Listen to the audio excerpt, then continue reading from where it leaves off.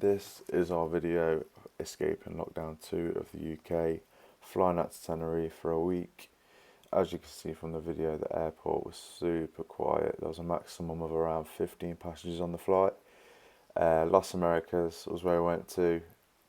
In terms of the beaches, real quiet, hotels real quiet, but the nightlife was still there because everyone from the island came down to the same place. So enjoy the video.